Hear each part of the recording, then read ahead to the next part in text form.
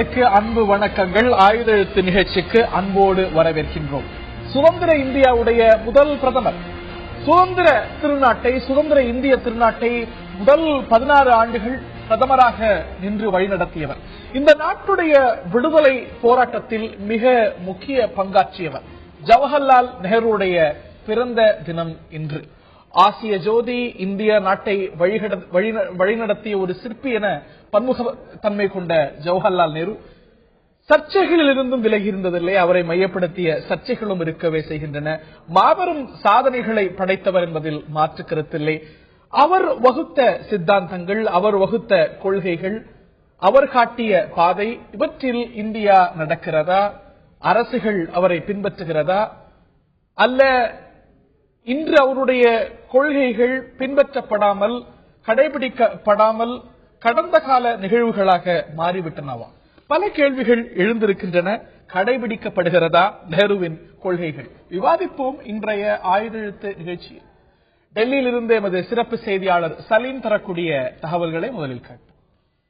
இந்தியாவில் நேரு அவர்கள் பிறந்தது உத்தரப்பிரதேச மாநிலம் அலகாபாத்தில். வெளிநாட்டில் போய் சட்டம் படிச்சார். மீண்டும் இந்தியாவுக்கு திரும்பி வந்தார். வழக்கறிஞராக கொண்டால் வேலை செய்தார் அலகாபாத்திலேயே. அந்த வேலையில் பெரிய நாட்டமில்லை. காங்கிரஸ் கட்சியில் தன்னை இணைத்துக் கொண்டார். இந்திய சுதந்திர போராட்டத்தில் தன்னை தீவிரமாக இணைத்துக் கொண்டார். இந்தியாவின் முதல் பிரதமர். அதற்கு பிறகு நடைபெற்ற எல்லா தேர்தல்களிலும் வெற்றி பெற்றார். அவர் இறக்கும் தருவாயில் வரைக்கும் அவர்தான் இந்தியாவின் பிரதமர். திரு நேரு அவர்கள் இந்தியாவை ஆட்சி செய்த 17 வருடம் இந்தியா எப்படி இருந்தது, அதற்கு முன்னர் இந்தியா எப்படி இருந்தது அப்படிங்கறத ரொம்ப சுருக்கமா பார்த்துடலாம். ஆங்கிலேயர்கள் தொழிற்சாலைகளை மட்டும் அவங்க ஊர்லயே அமைச்சுக்கிட்டாங்க, இந்தியால அமைக்கவே இல்லை. நம்ம ஊர்ல நூல் கொண்டு போய் நமக்கே ட்ரெஸ் தச்சு வித்து வந்தாங்க. அதாவது ஒரு சேஃப்டி பின் நமக்கு வேணும் அப்படின்னா கூட சுதந்திரத்திற்கு முன்பு வரை இங்கிலிருந்து இறக்குமதி செய்து நாம் பயன்படுத்த வேண்டிய கட்டாயத்திற்கு தள்ளப்பட்டோம். இதை நன்கு புரிந்து கொண்ட நேரு தொழிற்புரட்சி இந்தியாவில் கொண்டு வந்தார் என்பது குறிப்பிடத்தக்கது. இன்னைக்கு நாம பயன்படுத்துகின்ற பெரும்பாலான பொருட்களை நாமளே தயாரித்துக் கொள்கிறோம் அப்படின்னா அன்னைக்கு நேரு இட்ட அடித்தளமும் காரணம் அப்படின்னு சொல்லி சொல்றாங்க. இது ஒரு புறம். இரண்டாவதாக, இந்தியாவிலிருந்து பிரிந்த பாகிஸ்தான் தன்னை ஒரு இஸ்லாமிய தேசமாக அறிவித்துக் கொண்டது. ஆனால் நேரு அவ்வாறு அறிவிக்கவில்லை. இந்தியா மதச்சார்பற்ற ஒரு நாடு அப்படின்னு சொல்லி மற்ற தலைவர்களோட ஒப்புதலோட அறிவித்தார். அதாவது பாகிஸ்தானை போல நாம் இன்னும் பின்தங்கி போகாததற்கு இந்த அறிவிப்பும் ஒரு முக்கிய காரணமாக பார்க்கப்படுகின்றது. விவசாயத்தை பொறுத்தவரை ஜமீன்தாரி முறையை ஒழித்தார். வேளாண் கல்லூரிகள் நிறைய கொண்டு வந்தார். நிறைய அணை கட்டினார் அப்படின்னு சொல்லி சொல்றாங்க. இது ஒரு புறம்.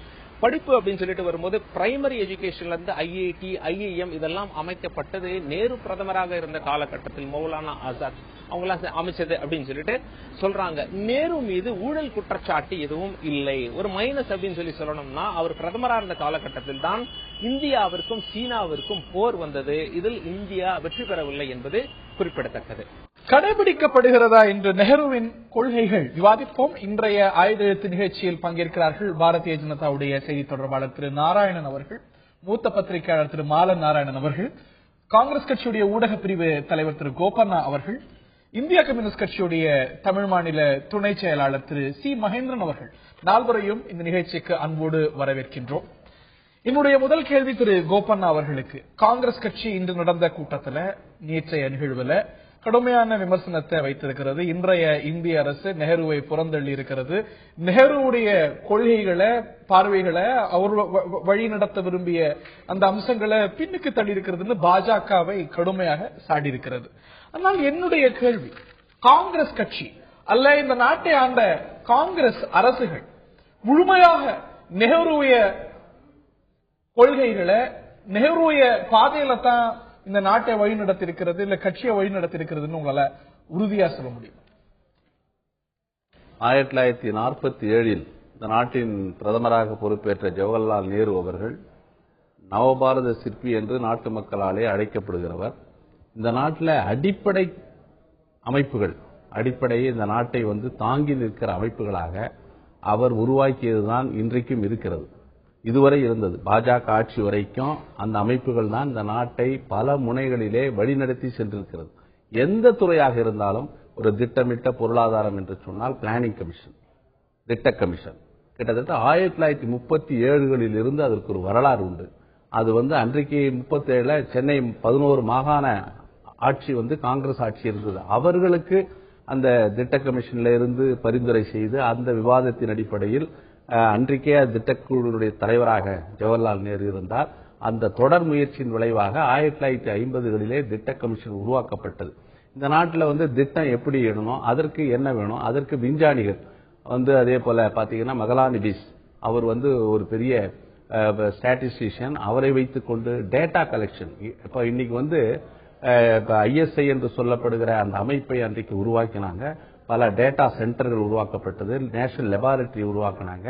இப்படி பல முனைகளிலே பல அடிப்படை கட்டமைப்புகளை அன்றைக்கு ஒரு திட்டமிட்ட பொருளாதார இந்த நாடு வளர்ச்சி அடையணும். பல துறைகளை அவர் செஞ்சார். பேசணும்னா நிறைய பேசலாம். என்னுடைய கேள்வி, நான் உங்கள்கிட்ட வைத்த கேள்வி, நெஹ்ருவுக்கு பிறகான காங்கிரஸ் அவருடைய பாதையில தான் பரிபூரணமாக பிரயாணிக்கிறது அப்படின்னு உங்களால உறுதியா நான் சொல்றேன். 1947 இருந்து 63 வரை 16 ஆண்டுகள் ஜவஹர்லால் நேரு அவர்கள் பிரதமராக இருந்தார். காங்கிரஸ் கட்சிக்குள்ள போராட்டம் இருந்தது.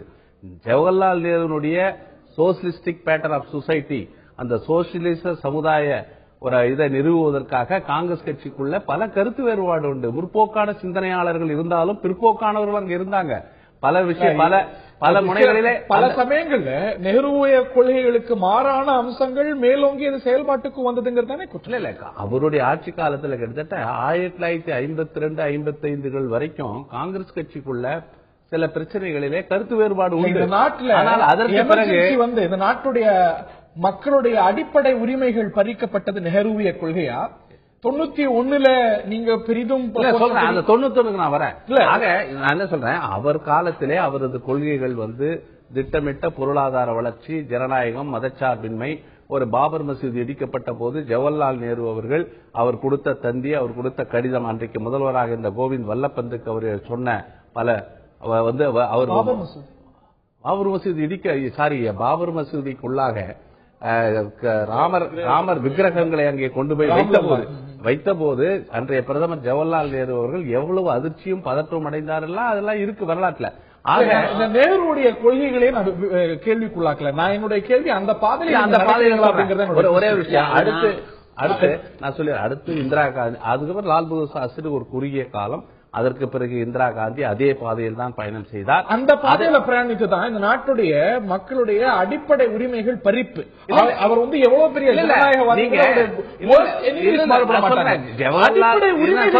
ஜவஹர்லால் நேரு இருந்த காலம் வேறு, இந்திரா காந்தி அரசியலில் இருந்த காலம் வேறு.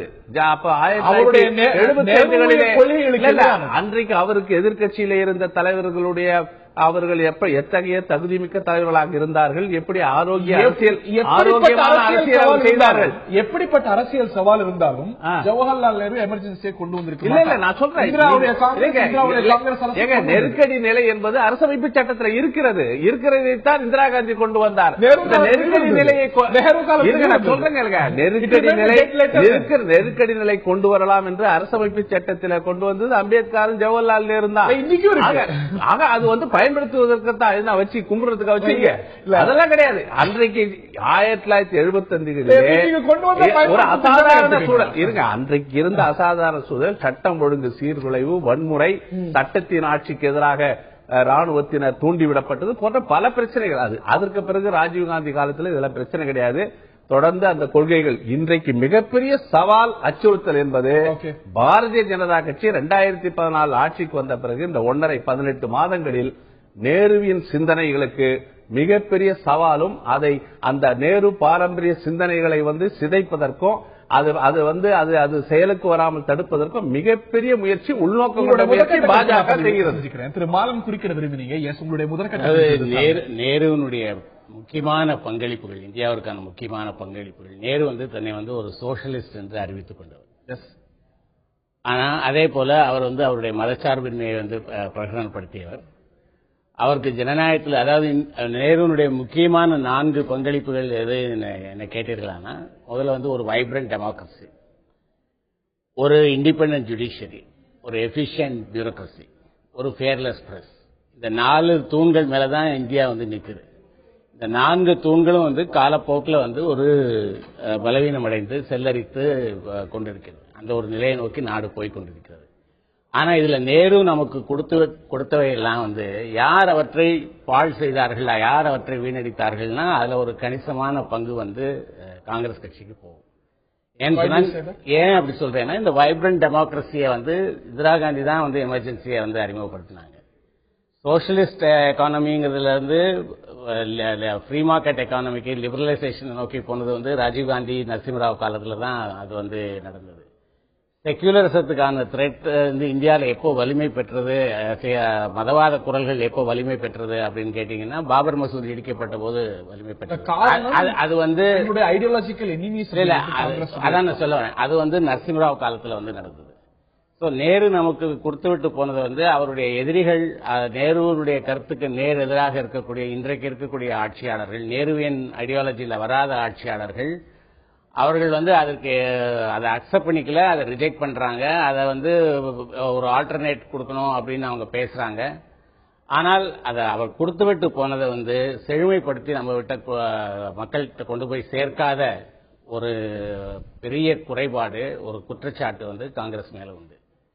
அவருடைய 5 திட்டங்கள் மூலமாக எளிய மக்களுக்கு கிடைக்க வேண்டிய பலன்கள் கிடைத்ததா, கிடைக்காமல் போனால் அதற்கு யார் காரணம் என்கின்ற கேள்வியும் யோசிச்சு பாத்தீங்கன்னா, அப்போ வந்து ஆட்சியில் இருந்த நெடுங்காலமாக ஆட்சியில் இருந்தவர்கள் வந்து காங்கிரஸ்காரர்கள் தான். திரு நாராயணன் அவர்களுடைய முதற்கட்ட கருத்தை கேட்க இருக்கிறேன்.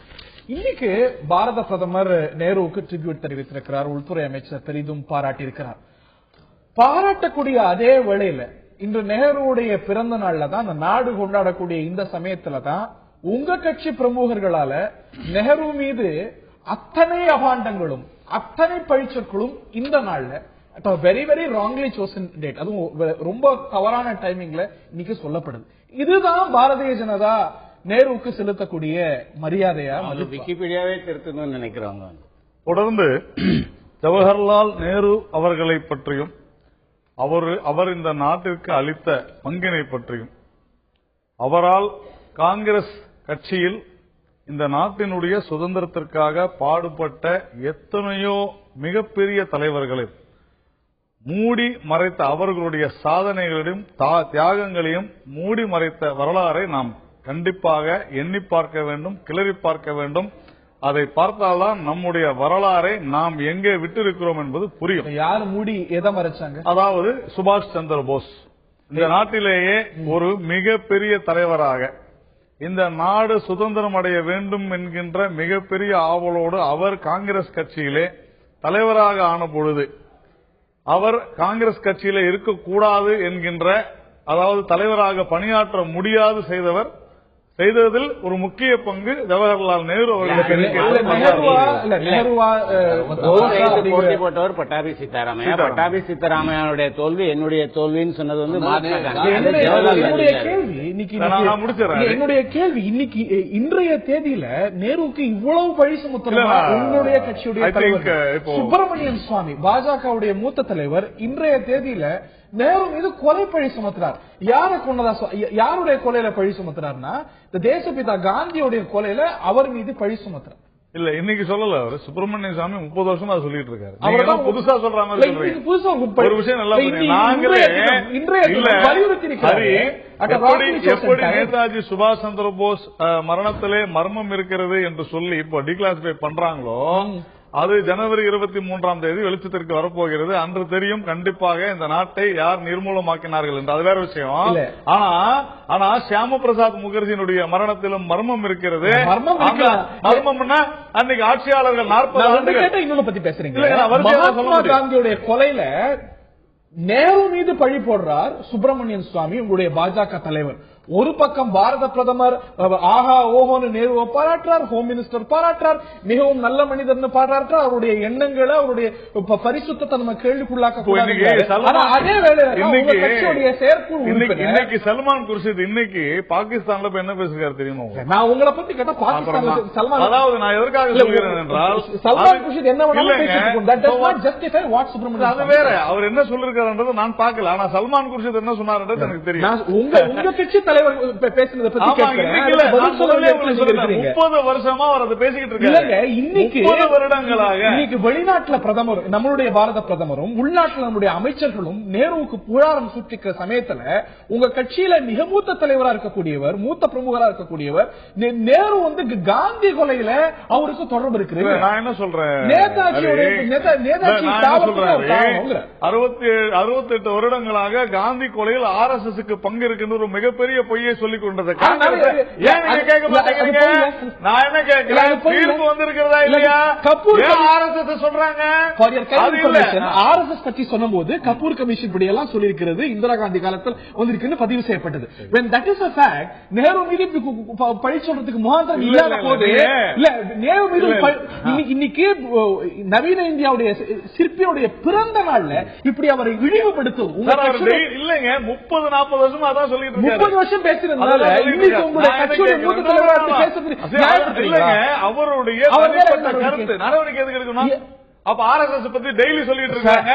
RSS டெய்லி சொல்லிட்டு இருக்காங்க. நடவடிக்கை எடுக்கணுமா? உங்க கட்சியுடைய தலைவர்கள் நீங்க நடவடிக்கை எடுங்க. இல்லங்க, உங்க கட்சியுடைய தலைவர்கள் இந்த நாட்டுடைய தலைவர்கள் அவரை பத்தி புகழாரம் சூட்டும் பொழுது அபாண்டமான குற்றச்சாட்டை நாட்டுடைய முதல் முதல்வரை பத்தி பேசும்போது நடவடிக்கைக்கு உரியதாக கேட்கிறேன். இவங்க நடவடிக்கை எடுக்கட்டும். கேஸ் போட்டு சுப்பிரமணிய சாமி மேல ஒரு தப்பா பேசுறாரு. பேசினவர் உங்க கட்சிக்காரர். சுப்பிரமணிய சாமியுடைய தனிப்பட்ட ட்விட்டரை கொண்டு போய் கட்சிக்கு எடுத்தாகும். தவறான விஷயம் நீங்க சொல்லுங்க. சாட்சி மகாராஜ் தனிப்பட்ட மைக் பிடிச்சு சொல்றாரு. கூட்டத்துல பேசுறாங்க, கூட்டு கண்டிக்கிறீங்கல்ல? சரி. சுப்பிரமணிய சாமி இப்பயும் பேசுறாரு. முன்னாடி இப்படி நாங்க கூப்பிட்டு கண்டிக்கல நீங்க தானே நான் சொல்லல சார். அவங்க சொன்னாங்க கண்டிச்சதா பாஜக கட்சி சொல்லுது. மறுபடியும் சாட்சி மகாராஜும் சுப்பிரமணிய சுவாமி இது இன்று சொல்லவில்லை. அவர் இன்றும் சொல்லியிருக்கிறார். அவர் சொல்லுகிற விஷயங்கள்ல லார்ட் மவுண்ட்பேட்டன் அந்த விஷயமும் சொல்லிருக்காரு. சுப்பிரமணிய சுவாமி எங்க இருந்து துப்பாக்கி வந்துச்சு, நிறைய விஷயம் சொல்றாரு. நான் என்ன கேட்கிறேன்,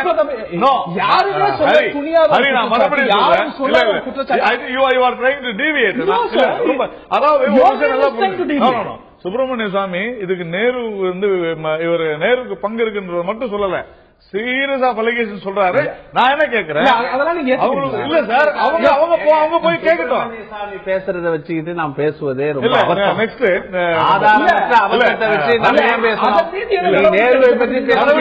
நடவடிக்கை காங்கிரஸ் எடுக்கட்டும். காங்கிரஸ் எடுக்கட்டும். பிரதமர் பாராட்டார் உங்க கட்சியுடைய தலைவர் இந்த தேதியில் ஒரு கொலை பழி சுமத்துவார். நான் என்ன கேட்கிறேன், இல்ல தயவுசெய்து ஒண்ணு, ஜவஹர்லால் நேரு அவர்களுடைய 126வது பிறந்த நாள். இன்றைக்கு போய் சுப்பிரமணிய சாமி பேசுவது ரொம்ப வேதனைக்குரியது. அவதூறு சொல்றத வச்சு விவாதிக்கிறோமா?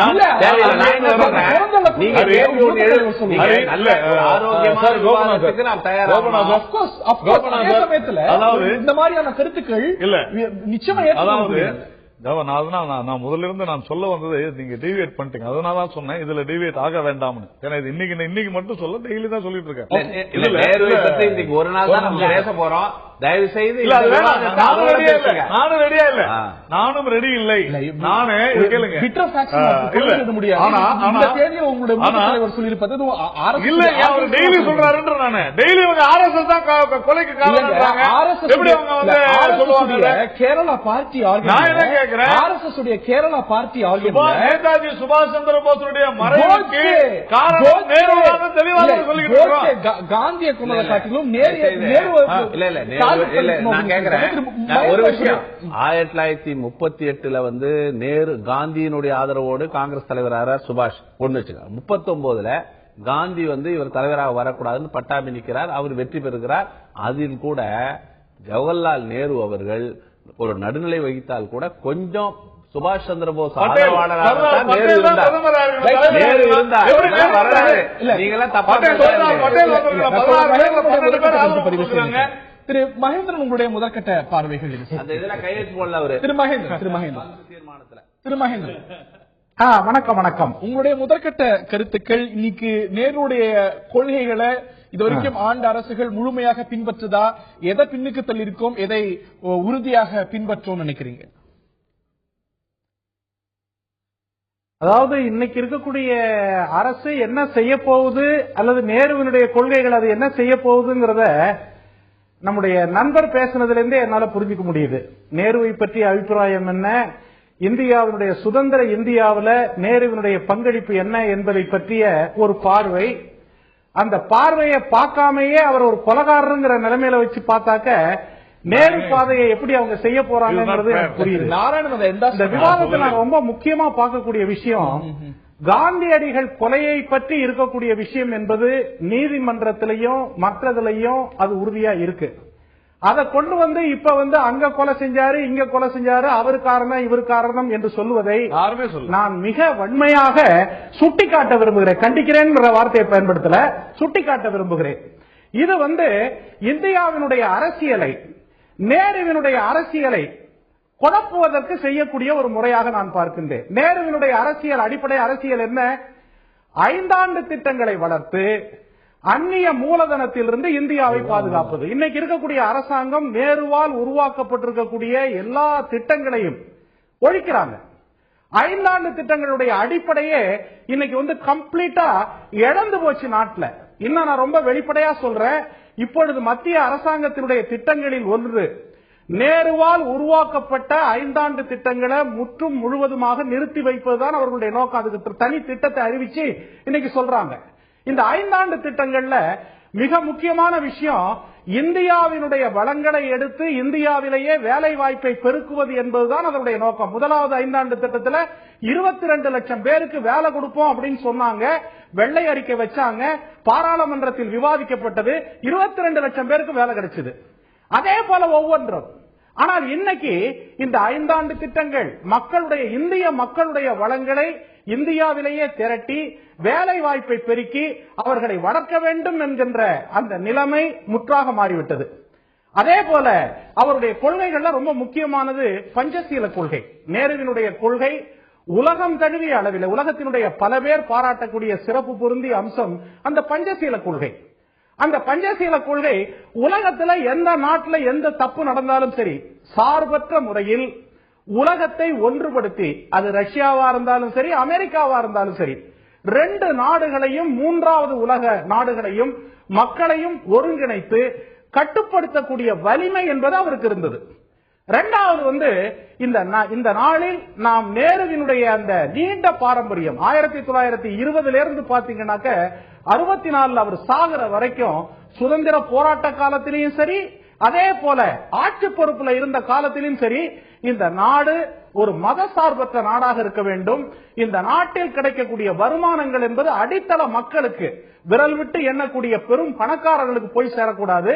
எல்லா மக்களுக்கும் தேச செல்வம் பகிர்ந்தளிக்கப்பட வேண்டும் என்பதை அடிப்படையாக கொண்டு அவர் செயல்பட்டிருக்கார். அதுதான் அவருடைய முழுவதும் மாறக்கூடிய புதிய நிலைமை, அந்நிய மூலதனத்தினுடைய வருகை, அந்நிய மூலதனம் ஏற்கனவே உருவாக்கப்பட்டிருக்கிற எல்லாத்தையும் தடுத்து நிறுத்தக்கூடிய தன்மைகள் தான் கூடுதலாகி இருக்கிறது என்பது என்னுடைய கருத்து. விலகி இருக்கிறது நெஹ்ருவிய கொள்கையிலிருந்து இந்தியாவை ஆண்ட அரசுகள். எந்த அளவுக்கு அவை பலனளித்திருக்கிறது? விலகியது சரிதானா? நெஹ்ரு மீது இருக்கக்கூடிய சர்ச்சைகள், இன்றைய அரசாங்கங்கள் விலகிய காரணங்கள், மேலும் பல கேள்விகள் எழுந்திருக்கின்றன.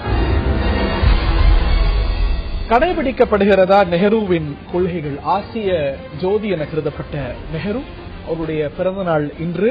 கடைபிடிக்கப்படுகிறதா நெஹ்ருடைய கொள்கைகள் அப்படிங்கறதுதான் இன்றைய ஆயுதெழுத்து நிகழ்ச்சியின் பிரதான கேள்வி. நான் திரு மாலன் அவர்கள்ட்ட கேட்க விரும்புறேன். பல சாதனைகளை படைத்தவர். சுதந்திர இந்தியாவுடைய ஒரு டிஸ்கோஸ, அதனது பாதையை முதல்ல வடிவமைத்தவர். நிறைய சாதனைகள் படைத்திருக்கிறார் ஆன் வேரியஸ் ஃப்ரண்ட்ஸ். அவருடைய ஆட்சியுடைய பின்னடைவு அப்படின்னு நீங்க எதை கருதுவீங்க? உதாரணத்துக்கு சீன யுத்தம், அவருடைய காஷ்மீர் விவகாரத்தை அணுகிய விஷயங்கள் விமர்சனங்களாக சுட்டிக்காட்டப்படுது. நேரு ஆட்சியுடைய பின்னடைவு இன்னி வரைக்கும் அது கொண்டிருக்கக்கூடிய தாக்கம் அப்படின்னு நீங்க எதை பட்டியலிடுவீங்க?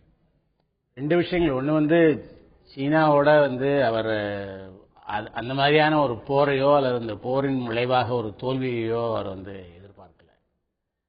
அதற்கு அவர் தயாராக இல்லை. இந்தியா சீனாவையோ அல்லது வேற எந்த நாட்டையோ ராணுவ ரீதியாக எதிர்கொள்வதற்கு தயாராக இல்லை. அது ஒரு ஆரம்ப கால இந்தியாவுக்கு அது ஒரு சாத்தியம் இல்லாத ஒரு விஷயமாக கூட அன்னைக்கு இருந்திருக்கலாம். இன்னொன்னு அவரோட காலத்துல ஒரு பெருமளவுக்கு ஒரு சென்ட்ரலைசேஷன் என்பது இருந்ததுன்னு நினைக்கிறேன். அதாவது அதிகாரங்கள் இன்றைக்கு சொல்றாங்கல்ல, பிரைம் மினிஸ்டரை கேட்டுதான் எல்லாம் செய்யணும்னு சொல்லிட்டு, அவரோட கேபினெட் ஃப்ரீயா இருந்தது. அவருடைய திங்க் பண்ணி முடிவெடுக்கக்கூடிய விஷயங்களாக இருந்தது. ஆனால் கட்சிக்குள்ள பாத்தீங்கன்னா அவருடைய நிலை பெரிய ஸ்டால்வர்ஸ் எல்லாம் இருந்தாங்க. அவங்களோட அபிப்பிராயங்களை கேட்டு அவர் பண்ணாருன்னு சொல்லுவாங்க. தேசிய நேஷனல் சப்ஜெக்ட்ல முடிவெடுக்கும் பொழுது கூட முதலமைச்சர்களுடைய கருத்துக்களை கேட்டிருக்கிறார்.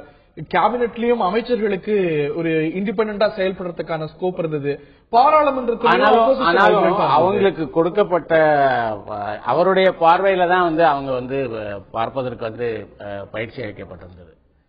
இன்றைக்கு வந்து நீங்க முதல் விவாதத்தையே வந்து ஒரு தனிநபர் தாக்குதலை நோக்கி அது போச்சு, இந்த முதல் கட்ட விவாதமே வந்துட்டு. ஆனா நேருவோட மிகப்பெரிய பிளஸ் பாயிண்டே வந்து அவர் எந்த ஒரு தனிநபரையும் இந்த மாதிரியான கடுமையான வார்த்தைகளை கொண்டு தாக்கியதில்லை. அவர் அதிகபட்சமாக சொன்னது வந்து திராவிட கட்சிகள் வந்து பிரிவினை பற்றி பேசின போது நான்சென்ஸ் என்று சொன்ன ஒரு வார்த்தை தான் ஒரு கடுமையான தமிழ்நாட்டில் ஒரு வார்த்தையாக இருந்தது.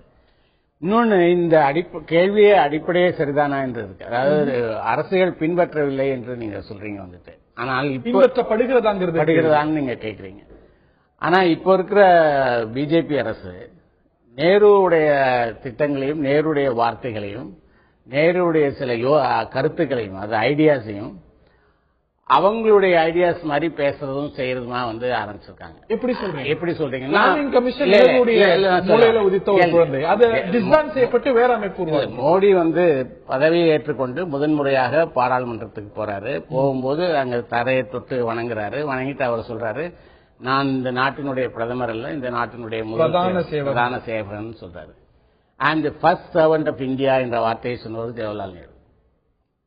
அதே மாதிரி வந்துட்டு ஜவஹர்லால் நேரு வந்து தன்னை ஒரு சோசியலிஸ்ட் என்று அறிவித்துக் கொண்டிருந்தாலும் அவர் வந்து ஒரு மிக்சட் எக்கானமி என்ற ஒரு கான்செப்டை வந்து ஜாயிண்ட் செக்டார் என்கின்ற ஒரு கான்செப்டை கொண்டு வந்தார். அதாவது பிரைவேட் செக்டாரும் அரசும் சேர்ந்து வியாபாரம் தொழில் நடத்துவதுன்னு சொல்லிட்டு. இன்னைக்கு இவங்க அதை தான் வந்து பிரைவேட் பப்ளிக் பார்ட்டிசிபேஷன் வேற ஒரு வார்த்தையை பயன்படுத்தி அதே மாதிரியான ஒரு எண்ணத்தை வந்து அவங்க ரீஃபார்ம்ஸ் அப்படிங்கறதுடைய விளக்கமே அந்நிய நேரடி முதலீடா இருக்கு. இன்னைக்கு 15 செக்டர்ல வந்து அந்நிய நேரடி முதலீடு இல்லாம liberalisation. Nehru was not allergic to that. In fact அவர் சொல்றதே வந்து அவர் வந்து பப்ளிக் செக்டாருடைய தேவைகளை பற்றி அவர் பேசுவதற்கான அவர் ஜாயிண்ட் செக்டாருடைய தேவைகளை பற்றி அவர் பேசுவதற்கான காரணமே அவர் என்ன சொல்றாருன்னா, நம்மள்ட்ட நேஷனல் சேவிங்ஸ்ங்கிறது தேசத்தினுடைய கையிருப்பு என்பது கணிசமாக இல்ல, அதனால அரசு முதலீடு செய்து தொழில்களை துவக்க முடியாது, அதனால வந்து தனியாருடைய முதலீடுகளும் அதற்கு தேவைன்னு சொல்லிதான் அந்த ஜாயிண்ட் செக்டரை கொண்டு வராது. அதே மாதிரி அவர் தான் டெமோக்ராட்டிக் சோசியலிசம் என்கின்ற ஒரு வார்த்தையை வந்து அறிமுகப்படுத்துறாரு. அதாவது சோசியலிசம் இருந்த நாடுகளில் வந்து ஜனநாயகம் இல்லாமல் இருந்தது. ஜனநாயகத்தினுடைய நாடுகள் என்று கருதப்பட்ட இங்கிலாந்துலயும் அமெரிக்காவிலும் சோசியலிசம் இல்லாமல் இருந்தது. இரண்டையும் சேர்த்து ஒரு சிஸ்டத்துல கொண்டு இயங்க முடியுங்கிற ஒரு அவர் தான் கொண்டு வராரு. சோ அவருடைய சில யோசனைகளை வந்து எடுத்துக்கொண்டுதான் இவங்க வந்து இது பண்றாங்க. நான் திரு கோபால் அவர்கள்ட்ட கேட்க வரும்போது, சோசியலிசம் அப்படிங்கிறது நேருவுக்கு ரொம்ப நெருக்கமான ஒரு விஷயமா இருந்தது. அதை இன்னும் சொல்ல போனா அரசியலமைப்பு சட்டத்துடைய முகவரிலே ஏற்றினார் இந்திரா காந்தி. அதுல ஒரு மிகப்பெரிய யூட்டர்ன் பிறகு வந்த காங்கிரஸ் அரசு இன்றைய எஸ்டாபிளிஷ்மெண்ட் எடுத்திருக்குங்கிறதானே குற்றச்சாட்டு. ஜவஹர்லால் நேரு அவர்களை பொறுத்தவரை ஜனநாயகம், சோசியலிசம், மதச்சார்பின்மை, கூட்டு சேரா கொள்கை, இந்த 4 அடிப்படை தத்துவங்கள்ல தான் அவர் அரசு இயங்கியது. ஜனநாயகம் என்று சொல்றப்போ நாடாளுமன்ற ஜனநாயகத்தை செழுமைப்படுத்தியது, விவாதங்களிலே பங்கேற்றது, எதிர்க்கட்சியினருடைய கருத்தை கேட்பது, கேபினட் சிஸ்டம் ஆஃப் கவர்மெண்ட், இதெல்லாம் அடிப்படை அமைப்புகளை ஜவஹர்லால் நேரு உருவாக்கினார். அணுவாக அது வந்து ஒவ்வொரு செங்கல்லாக அதை வந்து அடுக்கி வைத்து அதை செதுக்கியவர் பாராளுமன்ற ஜனநாயகத்தை. அவர் வந்து சபைக்குள்ள வருவது, அந்த சபாநாயகரை பார்த்து அவர் வணக்கம் தெரிவிப்பது, அமர்வது, எல்லாமே வந்து கம்யூனிஸ்ட் தலைவர்கள்லாம் அவரோடு இருந்த நெருக்கம், கருத்து வேறுபாடு இருந்தாலும் எதிர்க்கட்சி ஹிரண் முகர்ஜி கூட ஹிரண் முகர்ஜி எல்லாம் இந்த பிளானிங் கமிஷனையே வந்து மிகப்பெரிய அளவில் பாராட்டி எல்லாம் பேசியிருக்கிறார்.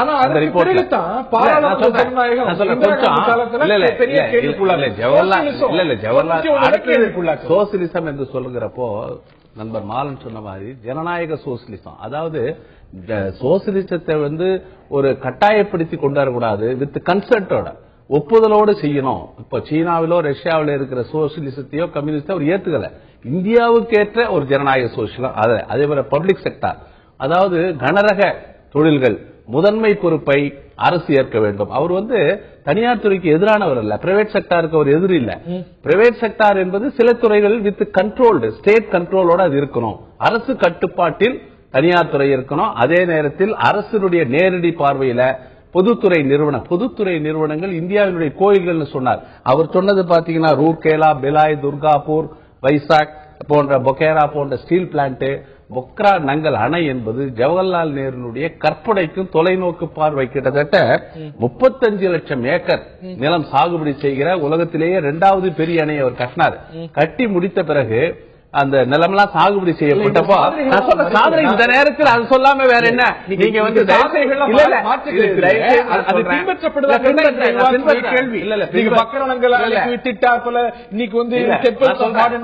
அதெல்லாம் அடிப்படை கட்டமைப்புகள். அதே போல வலுப்படுத்தினீங்களா,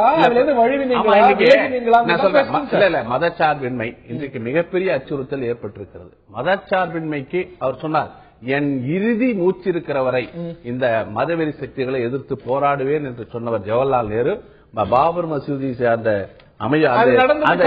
அதுக்குள்ளாக அன்றைக்கு 1949 பிரிவினைக்கு பிறகு அந்த ராமர் சிலை அங்கே வைக்கப்பட்ட போது ஜவஹர்லால் நேரு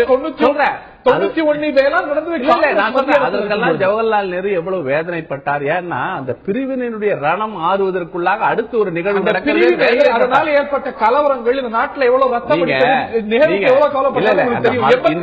இன்னைக்கு சொல்றாங்க.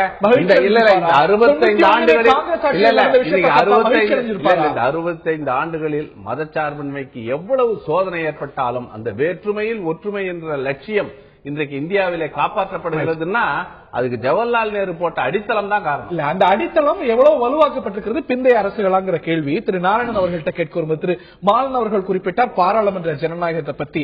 அது இன்னைக்கு கேள்விக்குள்ளா இருக்கோ? அன்றைய பிரதமர் ஜவஹர்லால் நேரு பிரதமராக இருந்த போது பல பாராளுமன்ற விவாதங்கள்ல நேரடியா பங்கு கொண்டிருக்கிறார். முந்தைய பிரதமரோ இன்றைய பிரதமரோ இந்த பாராளுமன்ற விவாதங்கள்ல கலந்து கொள்வது, அந்த ஒரு டிஸ்கஷன்ஸ்ல கலந்து கொள்வது, பாராளுமன்ற தான் அக்கௌண்டபிளா இருக்கக்கூடிய பார்லிமெண்ட்ல பேசுவது என்பதே விவாதங்கள்ல பங்கேற்பதுங்கிறதே குறைஞ்சிருக்கும். உங்களுடைய கேள்விக்கு நான் பதில் சொல்வதற்கு முன்னால் முதல் சுற்றுல ஒரு தனிநபர் சொன்னது மாதிரி அதுக்கு போயிடுச்சு. ஆனால் முக்கியமான ஒரு சில விஷயங்களை நான் சொல்ல வேண்டியிருக்கிறேன். அதாவது இந்த 5 இயர் பிளான் பத்தி எல்லாம் சொன்னாங்க. ஆக்சுவலா பாத்தீங்கன்னா 1950-51 இந்த நாட்டிற்கு தனியார் பங்களிப்பு 90%, 60-61 85%. இப்படி பப்ளிக் செக்டார் ரேஷியோ பாத்தீங்கன்னாக்க 7.4 10.7 தான் இன்க்ரீஸ் ஆச்சு. இதுதான் வந்து நெஹ்ரு அவர்களுடைய அந்த அரசுல, அவருடைய தலைமையில் இருந்த அரசுல முழுக்க முழுக்க தனியார் பங்களிப்பு தான் அதிகமா வந்து பங்களிச்சதுன்றது உண்மையான விஷயம். ஒன்று. இரண்டாவது, இந்த இல்லைங்க, நான் என்ன கேட்கிறேன், அதே மாதிரி அந்நிய நேரடி முதலீடு பத்தி பேசுனீங்க. அந்நிய நேரடி முதலீடு 1948 2176 மில்லியன். ஆனா அது 1964 6185 மில்லியனா அவருடைய ஆட்சியில தான் மேல போகுது. அடுத்தது ஃபர்ஸ்ட் பிளான்ல மொத்த ஜிடிபில 3.6 தான் இன்க்ரீஸ். செகண்ட் பிளான்ல ஜிடிபி வந்து மிகவும் குறைந்து 4.27 தான் வருது. அவங்க பிளான் பண்ணது 4.27 தான் வருது. தேர்ட் பிளான் பாத்தீங்கன்னா it was totally routed out because of the war. அந்த சீன போர்னால, அந்த சீன போர் நடந்த போது இது ஒரு முக்கியமான விஷயம். இந்த நாட்டிலே வளர்ந்து கொண்டிருந்த இந்தியா திடீரென்று கீழே விழுந்ததற்கு காரணம் சீன போர்.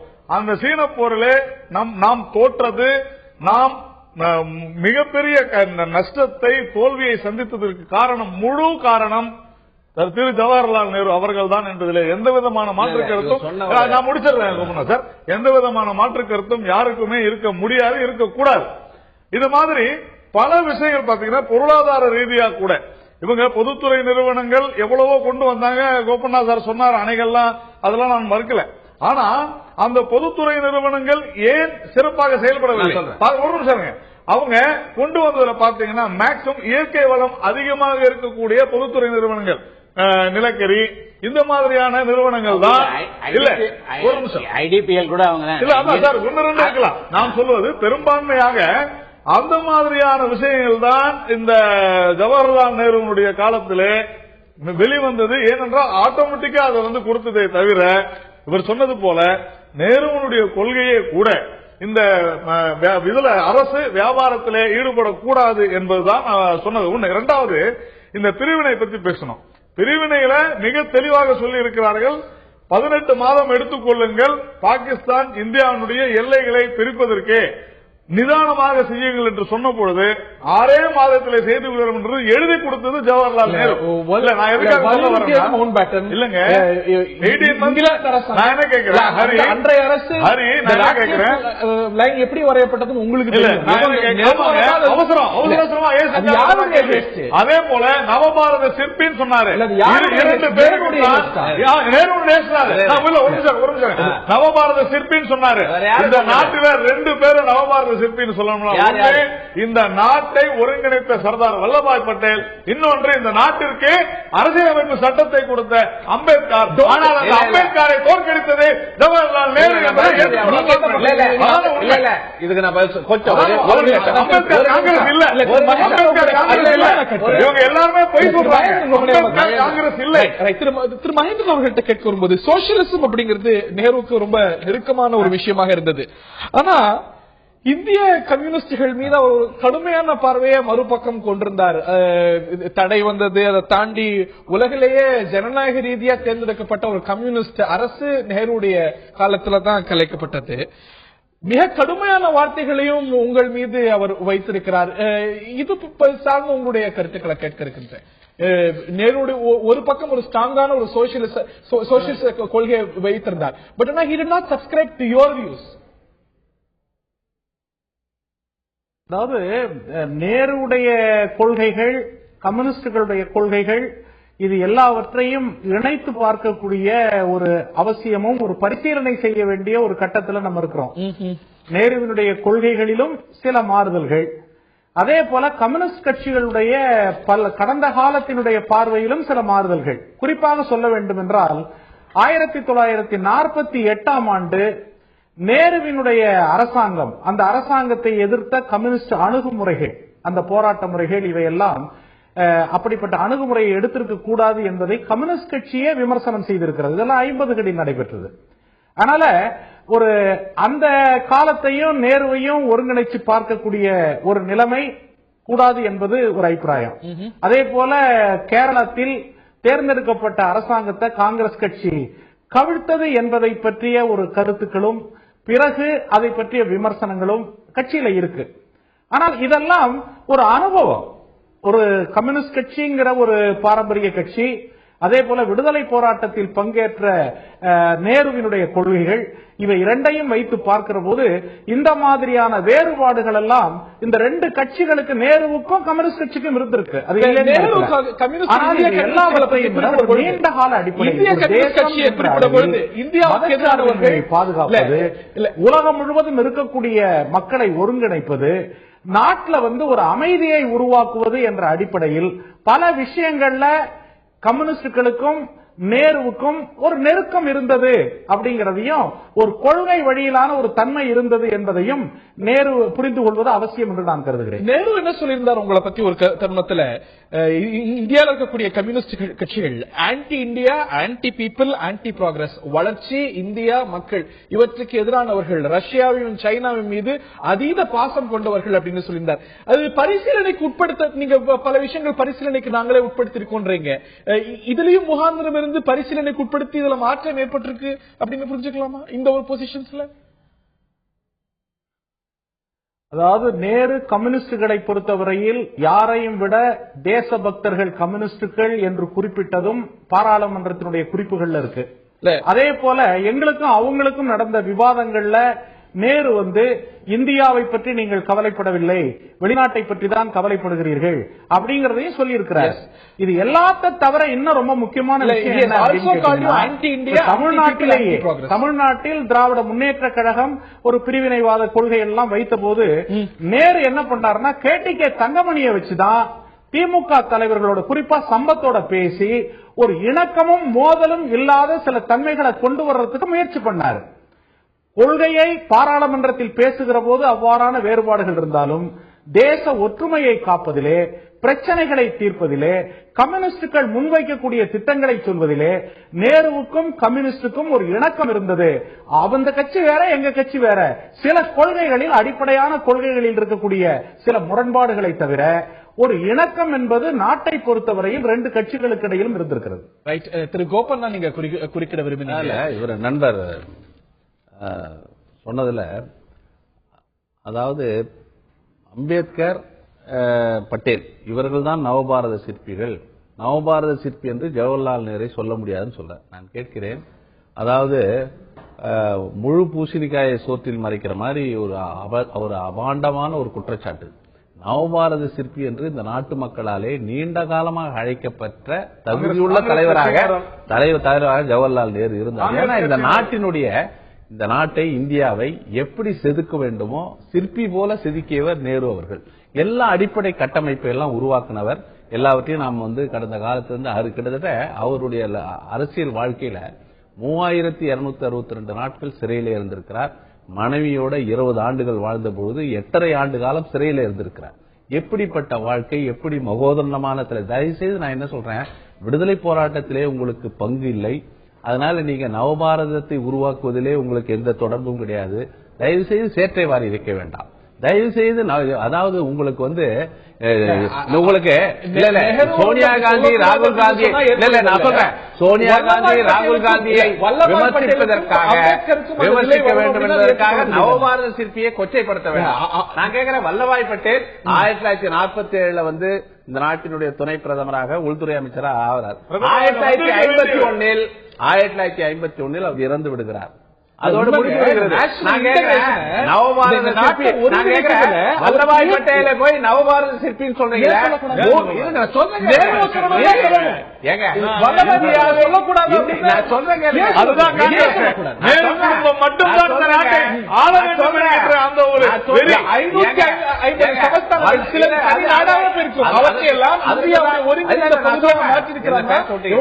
நான் சொல்றேன், இது குற்றச்சாட்டு. வல்லபாய் பட்டேல் 3 ஆண்டுகள் தான் இந்த நாட்டிலே பொறுப்பிலே இருந்தார். இந்தியாவை இணைத்தவர், நான் இந்த நாட்டை நீண்ட காலமாக ஒரு கனவு கண்டவர் ஜவஹர்லால் நேரு. கனவு கண்டு இந்த நாட்டை உருவாக்கியவர். அப்படிப்பட்டவரை போய் பாஜகவினருக்கு ஜவஹர்லால் நேரு மீது காழ்ப்புணர்ச்சி. உங்களுக்கு என்ன பகமைன்னா அந்த அரசியல் அவருக்கு நாட்டு மக்களிடம் இருக்கிற நன்மதிப்பை சிதைக்க வேண்டும். ஏன்னா உங்களுக்கு நன்மதிப்பு கிடையாது. நான் கேட்கிறேன், உங்ககிட்ட இருக்கிற தலைவர் யாராவது ஜவஹர்லால் நேரு ஓரம் நிற்பதற்கு உங்ககிட்ட ஆள் இருக்காங்களா? நீங்க வல்லபாய் பட்டேல தான் இருக்கணும். பேசுவீங்களா? யார பேசுவீங்க? நீங்க உங்ககிட்ட என்ன தகுதியுள்ள தலைவர் யார் உங்ககிட்ட யார் இருக்காங்க? ஒருத்தர் கிடையாது. நீங்க வல்லபாய் பட்டேல் நேதாஜி பின்னாலதான் போய் நீங்க நிக்கணும். இல்ல காங்கிரஸ் தலைவரான தான் நீங்க இருக்கணும். நெஹ்ருவும் வேற யாரும் நீங்க இருக்க முடியாது. நவீன இந்தியாவுடைய சிற்பி. நிச்சயமா இதுல ஒரு கன்சென்சஸ் இருக்கு. இல்ல வல்லபாய் பட்டேல் உயிரை அர்ப்பணித்த வல்லபாய் பட்டேலுக்கும் அந்த பெருமை கொடுக்க ஜவஹர்லால் நேரு ஜவஹர்லால் நேரு சுதந்திரம் பெறுவதற்கு பல ஆண்டுகளுக்கு முன்பாக இந்தியாவை பற்றி கனவு கண்டவர். நீங்க எங்க இருந்தீங்க? இல்ல உங்க இயக்கம் எங்க இருந்தது? வல்லபாய் பட்டேலும் காங்கிரஸ் பிரமுகர். வல்லபாய் பட்டேல இன்றைய இந்திய அரசு கொண்டாடுற அளவுக்கு, இன்னும் சொல்ல போனா பூஜிக்கிற அளவுக்கு ஏன் ஜவஹர்லால் நேரு மேல உங்களுக்கு ஒரு சின்ன வெறுப்பு இருக்கும்? நான் சொல்றேன், அதாவது மதன் மோகன் மாளவியான ஒருத்தர் இருந்தார். அவங்கள ஜவஹர்லால் நேருவுக்கெல்லாம் முன்னால் இருந்தே அவர் காங்கிரசினுடைய தலைவராக பலமுறை தலைவராக இருந்தவர். என்னைக்காவது அவரை பத்தி பேசிக்கிறாங்களா? இந்த நாட்டு சுதந்திரத்துக்காக போராடினவர் ஒண்ணு. ரெண்டாவது ஏதோ 2300 நாள் ஜெயில இருந்தாரு. ஏன் பேசல? 2300 நாள் பாட புத்தகத்துல இல்லங்க. அதுதான் சொல்றேன், அவங்களுடைய பிறந்த நாள் இன்னைக்கு பேசுவாங்க, அவ்வளவுதான். அது போல ஒரு நிமிஷம் இருங்க ஹரி, தயவு செஞ்சு இன்டரப்ட் பண்ணாதீங்க. இதுல சுபாஷ் சந்திர போஸ் ஆகட்டும், யாராக இருந்தாலும் சரி, இவர்கள் அந்த நபர்களை ஓரங்கட்டி தான் வைத்திருந்தார்கள். 2300 நாள் ஜெயில இருந்தாருன்னாங்க. கிட்டத்தட்ட 2300 நாள் 3000 நாள் சுபாஷ் சந்திர போஸ் இந்தியாவுக்கே வரக்கூடாத செய்த பெருமை ஜவஹர்லால் நேருவுக்கு போவோம். அந்த நாட்டிலேயே வரக்கூடாத பெருமை நீங்க ஜெயில இருந்து சொல்றீங்க. நான் என்ன கேட்கிறேன், ஷியாமா பிரசாத் முகர்ஜி எப்படி கொல்லப்பட்டார்? இல்ல இல்ல ஹரி ஹரி பேசுறீங்க. இல்ல இல்ல அவர் பேச நடந்த போது, வழக்கு நடந்த போது இந்தியன் நேஷனல் எப்ப அவர் சுபாஷ் சந்திர போஸ் இல்லாத அவர் எழுதி கொடுத்தது இருக்கிறது. உங்கள் போர் குற்றவாளி இங்க இருக்கிறாருன்னு தயவு செஞ்சு இங்க பாருங்க.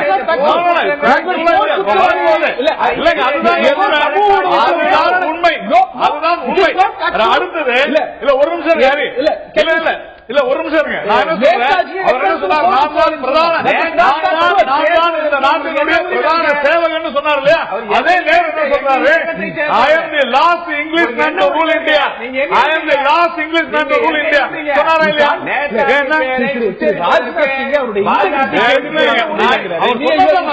நேரு சொன்னதாங்க நான் சொல்றேன். நான் என்ன புதுசா நான் என்ன கேட்கிறேன், அம்பேத்கர் காங்கிரஸ்காரா?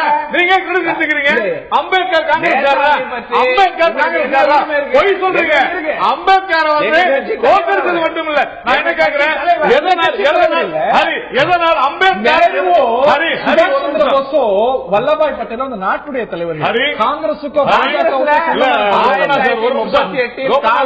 தலைவராக இருந்தவர் நேதாஜி, காங்கிரசுக்கும் தலைவர் அவரு, நானு பாஜகவுக்கு இல்ல. ஒரு நிமிஷம், நான் நேரு அவர்களை பற்றி தவறான எதுவும் பேசாத போது இவர் தான் பட்டேல், எப்படி பட்டேல் சொல்லலாம், எப்படி சுபாஷ் சந்திர போஸ் ஒரே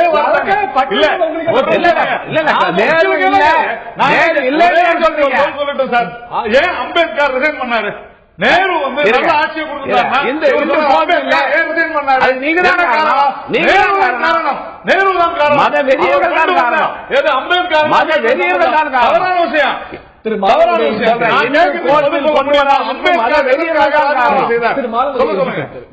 ரெண்டு பேரும் அவங்களுக்கு வந்து வரலாற்றுல அவங்களுக்கு சௌரியமான பக்கங்களை எடுத்துக்கொண்டு வந்து அவங்க பேசுறாங்க.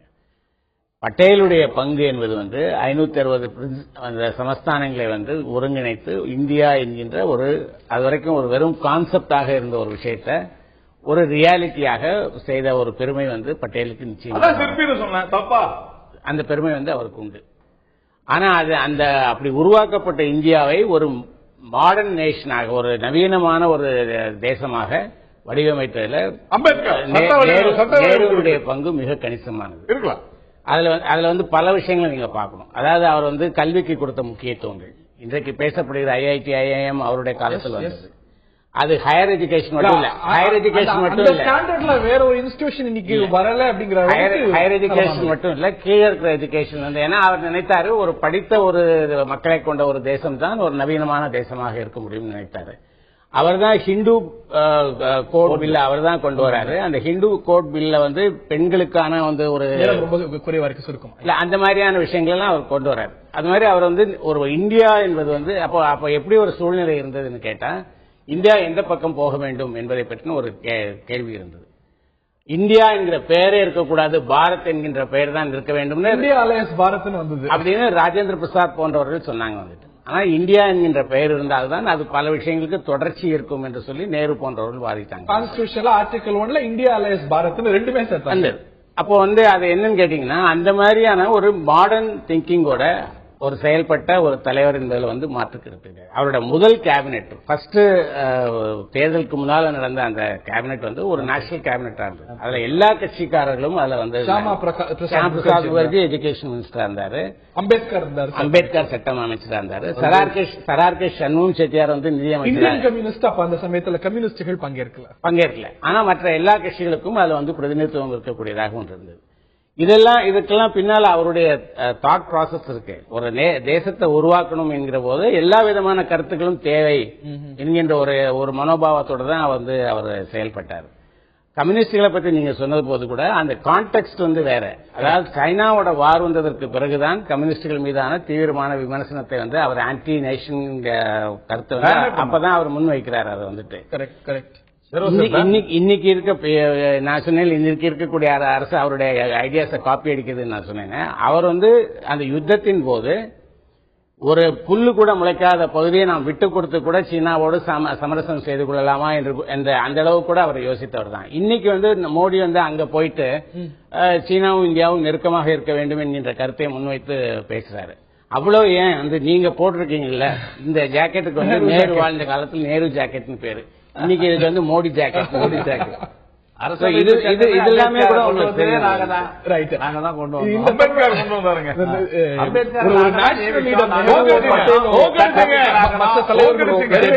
Country not one particular party, ஒரு கட்சிக்கு சொந்தமானவர்கள் அல்ல, ஒரு ஸ்ட்ரீமுக்கு மட்டும் சொந்தமானவர்கள் அல்ல. விமர்சனங்கள் இருக்கலாம், சர்ச்சைகள் இருக்கலாம், அவர்கள் எல்லாம் பெருமைப்படக்கூடியவர்கள். நவீன இந்தியாவுடைய சிற்பி நேரு என்றால் மாற்றுக்கருத்தில் நிச்சயமாக அவர் மையப்படுத்திய சர்ச்சைகள் அன்றிலிருந்து இன்னி வரைக்கும் தொடர்ந்துட்டு இருக்கு அப்படிங்கிறதையும் மாற்றுக்கருத்தில் நிகழ்ச்சியில் பங்கு பெற்ற விருந்தினர்கள் நால்வருக்கும் பார்த்த நேர்களுக்கும் நன்றி. ஆயுத எழுத்து நீட்சிக்கு அன்போடு வரவேற்கின்றோம். அந்நிய நேரடி முதலீட்டை 15 துறைகள்ல மேலும் விரிவாக்கி இருக்கிறது இந்த அரசாங்கம். நரேந்திர மோடி தன்னுடைய இங்கிலாந்து பயணத்தில் கூட 40% அளவுக்கு அந்நிய நேரடி முதலீடு அதிகரித்திருக்கிறதாக சொல்லியிருக்கிறார். அந்நிய நேரடி முதலீடும் சரி, பிரதமருடைய அந்நிய பயணங்களும் சரி விவாதத்துக்கு உள்ளாகி இருக்கிறது. பல பயணங்களை மேற்கொண்டிருக்கிறார். இந்த பயணங்களால் தான் முதலீடு அதிகரித்தது என்று சொல்ல முடியுமா? இப்பொழுது சீர்திருத்தம் என்ற பெயரில் செய்யப்பட்டிருக்கக்கூடிய இந்த முதலீட்டு விரிவாக்கங்கள் பயனளிக்கக்கூடியதா, ஆபத்தானதா? பல கேள்விகள் எழும்புகின்றன. மோடியுடைய வெளிநாட்டு பயணங்கள் குறித்தும் அந்நிய நேரடி முதலீடு குறித்தும் கேள்விகள் எழும்ப விவாதிப்போம். இன்றைய நிகழ்ச்சியில் நம்முடைய பாரதிய ஜனதாவுடைய செய்தி தொடர்பாளர் திரு நாராயணன் அவர்களும், காங்கிரஸ் கட்சியுடைய ஊடக பிரிவு தலைவர் திரு கோபண்ணா அவர்களும் நம்முடைய இந்த நிகழ்ச்சியில் இணைகிறார்கள். ஃபர்ஸ்ட், திரு நரேந்திர மோடி இங்கிலாந்து பயணத்தின் போது வலியுறுத்தி இருக்கக்கூடிய விஷயம் 15 பல துறைகள்ல அந்நிய நேரடி முதலீடு 40% அளவுக்கு அதிகரித்திருக்கிறதுன்னு சொல்றாங்க. இன்னொரு மத்திய அமைச்சர் 49% அப்படின்னு சில மாதங்களுக்கு முன்பு சொன்னார். பட் சிலர் சுட்டிக்காட்ட விரும்புவது அந்த அளவுக்கு டிராமாட்டிக்கா அதிகரிக்கல. குறிப்பாக நரேந்திர மோடி பல வெளிநாடு பயணங்கள் போறார், அதனால விமர்சனங்களுக்கு உள்ளாகிறது. அதனால இந்த பயணம் இல்ல, போன நாடுகள்ல அதுல இருந்து பெரிய முதலீடும் வரல. அந்நிய நேரடி முதலீடு அந்த அளவுக்கு அதிகரிக்கவும் இல்லை. there has not been a dramatic increaseங்கிற விமர்சனம் வைக்கப்படும். இல்ல, கடந்த நிதியாண்டுல 40% அதிகரித்திருப்பதாக எல்லா புள்ளி விவரங்களும் சொல்கின்றன. இல்லை அப்படிங்கிற மாற்று பார்வை இல்ல, மாற்று பார்வை சொல்றாங்க. அரசாங்க புள்ளி விவரங்கள், அரசாங்கத்தினுடைய புள்ளி விவரங்கள் அடிப்படையில் தான் நம்ம பேசுறோம். It is in list also. தொடர்ந்து அது குறித்து அந்த லிஸ்டின் அடிப்படையில் தான் நானும் கேள்வி இருக்கே, டெஃபினட்டா இருக்கு. எத்தனை ஆர்பிஐ டேட்டா எடுத்துக்கிட்டாலும் இல்ல டிஐபிபி டேட்டா எடுத்துக்கிட்டாலும் எல்லாம் வெவ்வேறு பாராமீட்டர்ஸ்ல அணுகுது. எப்படி பார்த்தாலும் ஒரு 23% அதிகரித்ததா சொல்லப்படுது தவிர பிரதமரோ நிதியமைச்சரோ மற்ற அமைச்சர்களோ சொல்வது போல டிராமாட்டிக்கா ஒரு 40% increase ஆனதுக்கான 40% increase. I can give you data on இல்ல, அந்த டேட்டா இல்ல நீங்க எடுத்துக்கலாம். I will give you the data. இல்ல, நான் மட்டும் so many roots. Arun Shourie கேட்கிறார். You are right. இல்ல, அது நம்ம தொடர்ந்து கொடுத்து கொண்டிருக்கிறோம். இல்ல, பாத்தீங்கன்னா உதாரணத்துக்குங்க இதுல எடுத்துக்கிட்டாலும் கூட 2013-14 $36.39 பில்லியன், 2014 $48.88 பில்லியன், 14-15 இது எடுத்துக்கிட்டா 27% தான் இன்க்ரீஸ் வருது. ஆர்பிஐ கணக்கில் எடுத்துக்கிட்டா கூட 12% இன்க்ரீஸ் வருது. பட் அந்த எந்த புள்ளி விவரத்தின் அடிப்படையில் எஃப்டிஐ எந்தெந்த ரூட்ஸ்ல வருதுன்றத டோட்டலா கன்சாலிடேட் பண்ணி பார்க்கும்போது ரூபாய் அடிப்படையில் பார்த்தாலும் கூட 23% தான். 40% இல்லைங்கிறது அருண் ஷோரி உள்ளிட்ட சொன்னார்ன்றதுனால அது சரியாயிடும். அருண் ஷோரி மட்டும் இல்ல, புள்ளி விவரங்களும் I will give you the data. ஒன்னும் ப்ராப்ளம் இல்ல. இப்போ இந்த விஷயத்தை பொறுத்த வரையில இந்த நம்முடைய பிரதமர் நரேந்திர தாமோதர தாஸ் மோடி அவர்கள் தொடர்ந்து வெளிநாட்டு பயணம் போனாரு, அதனால என்ன உபயோகம்னு கேட்கறவங்க ஒரே ஒரு விஷயம் தான். இது கிட்டத்தட்ட 540 நாட்கள் ஆகியிருக்கிறது. கிட்டத்தட்ட அதுல 54 நாட்கள் அவர் வெளிநாடு சென்றிருக்கிறார், இல்ல 55 நாட்கள் சென்றிருக்கலாம். அதே அளவு, அதை விட சற்று 1-2 நாட்கள் அதிகமாகத்தான் மன்மோகன் சிங் பயணம் செய்திருந்தார் அவருடைய முதல் டென்யூர்ல.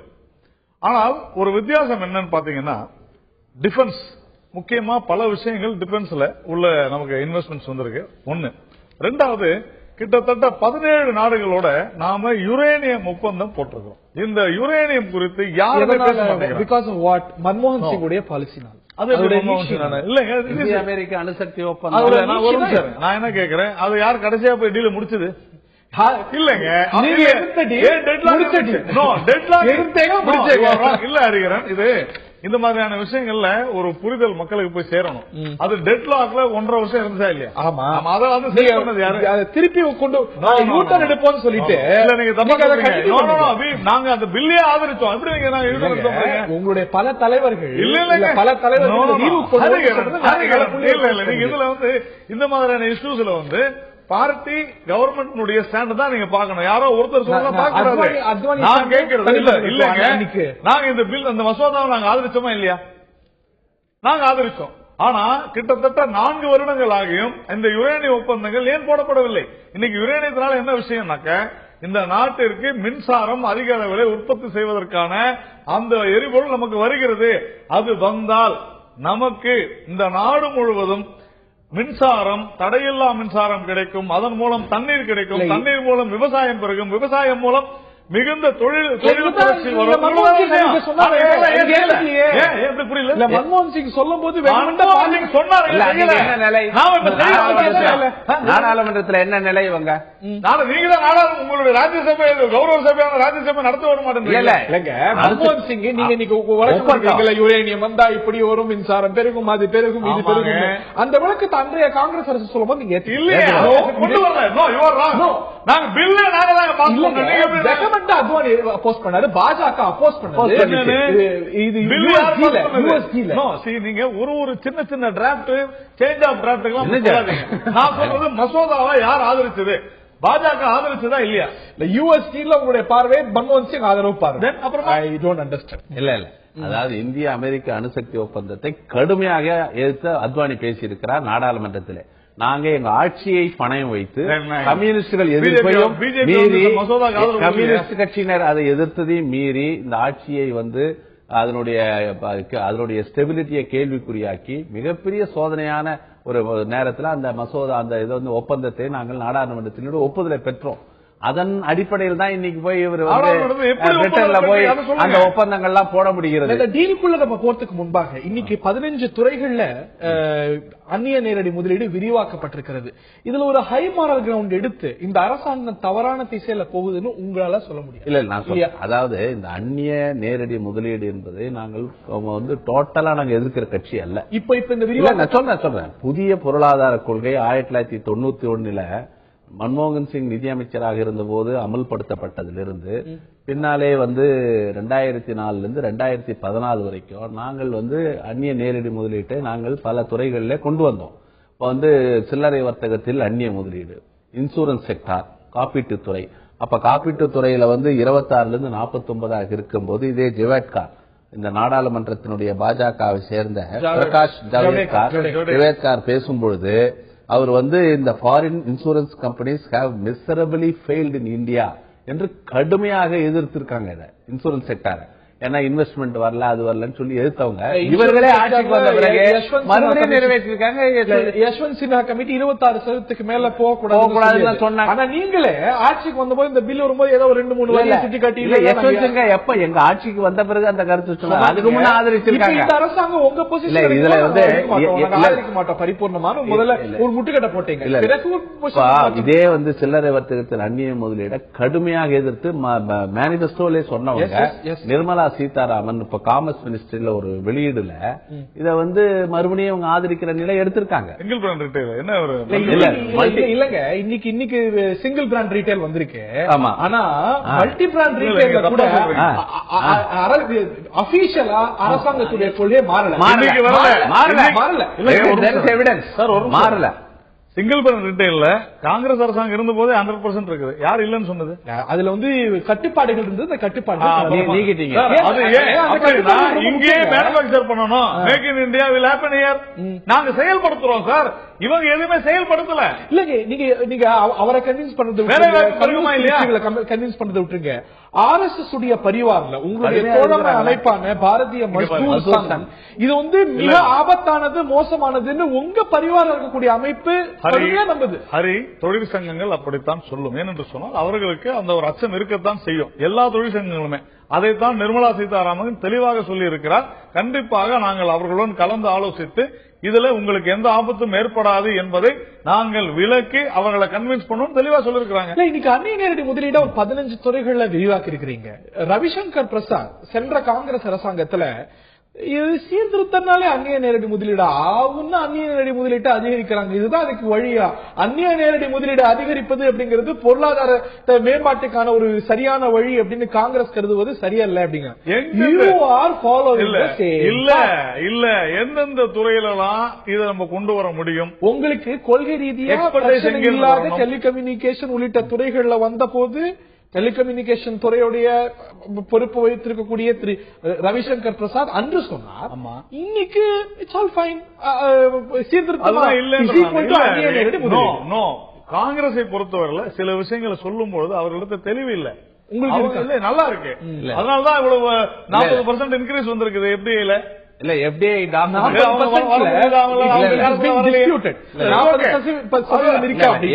டாக்குமெண்ட் இந்த டிஐபிஆர் ரிலீஸ் பண்றப்போ direct department of industrial policy and promotion அதுல வந்து இந்த எஃப்டிஐ இன் மல்டி பிராண்ட் ரீட்டைல ரீட்டைன் பண்ணிருக்காங்க.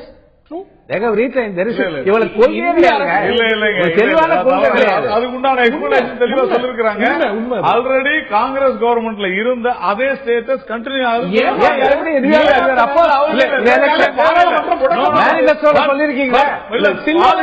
பாலிசி படி அதை நாங்க அலோவ் பண்ணல. தெளிவா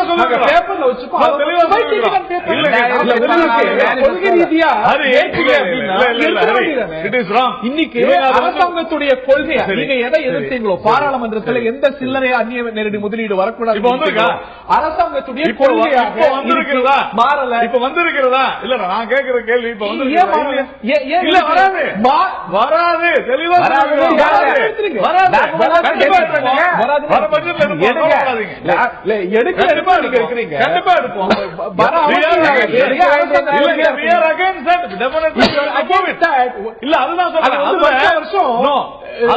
இல்ல அந்த மல்டி பிராண்ட் ரீட்டைல் ஆல்ரெடி இவங்க கொண்டு வந்துட்டாங்க.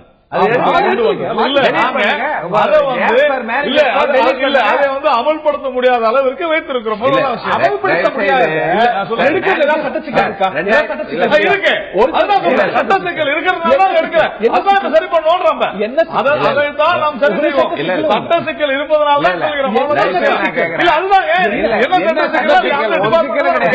சார் 2014 மேனிபெஸ்டோல நாங்க கொண்டு வந்த அந்த மல்டி பிராண்ட் சில்லறை வர்த்தகத்தில் அந்நிய முதலீட நாங்க கடுமையாக எதிர்த்து இவங்க மேனிபெஸ்டோல சொன்னாங்க.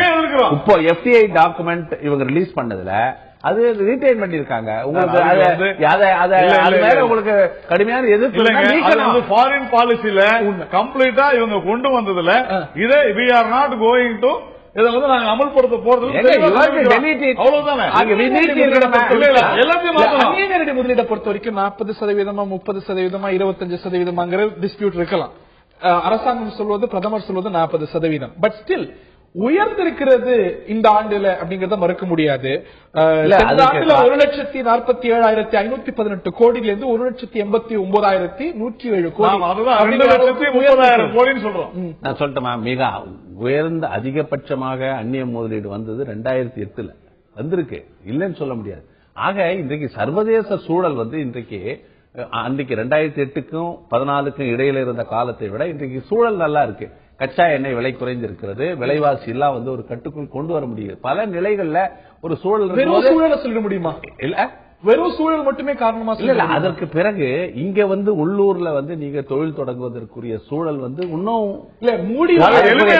எடுக்கப்படல. மோடியுடைய அறிக்கை இந்த அரசாங்கத்துடைய முயற்சியால நிலைமை மாறி இருக்கிறது. IMF இந்த சைனாவை காட்டிலும் இந்தியா வந்து வளர்ச்சியில வாய்ப்பு இருக்குங்கிறது. இந்த அரசாங்கத்துடைய கொள்கைகளுக்கு பாலிசிக்கு கிரெடிட். உலக வங்கி ரேட்டிங் ஏஜென்சி எல்லாமே ஒரு 6 மாதத்திற்கு 3 மாதத்திற்கு ஒரு முறை பலவிதமான கருத்துக்கள் சொல்லுவதன் அடிப்படையெல்லாம் நாம் ஒரு முடிவு. காங்கிரஸ் அரசையே அவங்க வந்து பலவிதமான சாதகமான கருத்துலாம் சொல்லியிருக்காங்க. IMF உடைய கிரெடிபிலிட்டியை இன்றைக்கு அந்நிய முதலீடு வந்து இந்தியாவில் வருவதற்கான ஒரு சூழல் வரணும்னா முதல்ல அமைச்சரவையில முடிவு எடுக்கணும். பல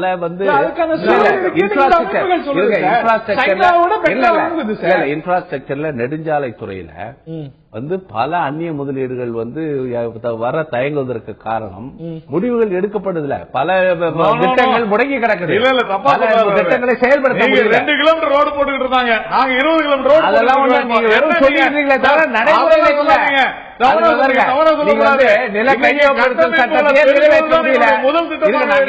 அந்நிய முதலீடுக்கு மிக அடிப்படையான தேவை நில கையகப்படுத்தும் சட்டம். அந்த சட்டமே உங்களால்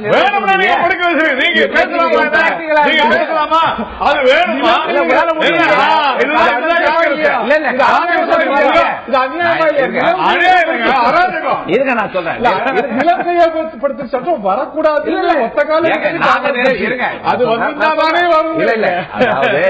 அதாவது நாங்க கொண்டு வந்த போது ஆதரித்து உங்களால் ஆதரவு பெற்று நாங்கள் நிறைவேற்றிய சட்டத்தை மாற்றிவிட்டு சட்டம் கொண்டு வந்துதான் பிரச்சனையே தவிர நீங்கள் ஆதரித்த எங்கள் சட்டத்தை ஏற்றுக்கொண்டா பிரச்சனை. இந்த நாட்டு மக்கள் எப்படி வேண்டுமோ நாசமாக போகட்டும்.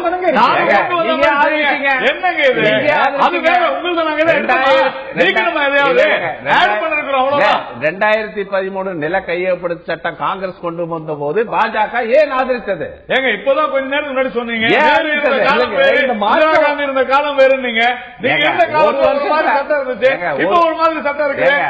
உங்க கவர்மெண்ட்ல தான் ரூல்ஸ் ஃப்ரேம் பண்ணீங்க, கெசெட்ல நோட்டிபிகேஷன் பண்ணிட்டு திரும்ப புது சட்டையா கொண்டு வந்தீங்க. நிர்பந்தம் பண்ணது யாரு?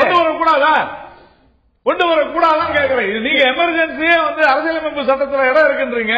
இதுல இது கொண்டு வரக்கூடாதா? நீங்க ஆதரித்த சட்டத்தை